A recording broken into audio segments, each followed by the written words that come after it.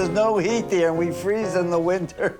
It is definitely a basement that nobody in their right mind would have ever rented except Max Gordon.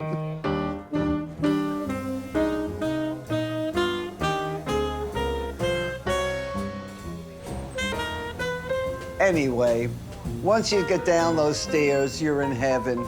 You're away from the world. It's lovely.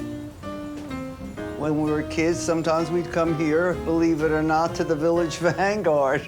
It was the golden age of nightclubs for me. You can go into one club here, Art Tatum, go to the next one here, Billie Holiday, go over across the street, you hear Lester Young. It was heaven. Sitting across from the banquette I was in, and that banquette was Alfred Lion.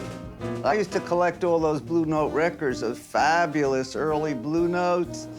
And I don't know, Alfred and I looked at each other, hi, you know. Somehow there was a connection, because a couple of years later we were married.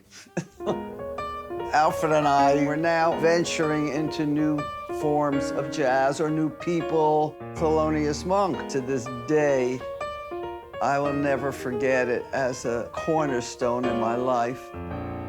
Inadvertently, I booked Monk into the Vanguard because I met Max at the Fire Island summer place. I said, you know, there's a great artist, you ought to hear him. I just went up to him cold.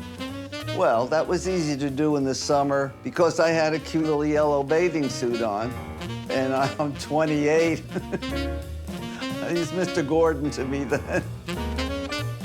Somehow we connected, and I got tired of living in this little one room down in the Village, and Max offered me a bigger room a little further on the other side of the Village.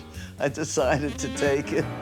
Max was not a jazz nut like me. He loved poetry, and he loved writing, and he loved artists.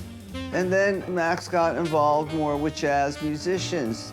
The sound at the Vanguard is so incredible. There is no recording studio that can equal it, and that's why the musicians like to play there. They can relate to the audience because of the shape of the room, the pie shape. I don't know. It's just beautiful sound.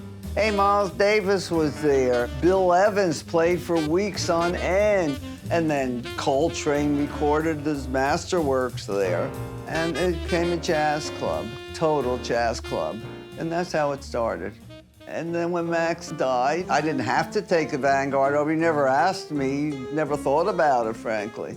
That it seemed my whole life was motivated. At the end of the road was the club. The goal was there, and you finally reached it without trying to, but it was preordained, I think.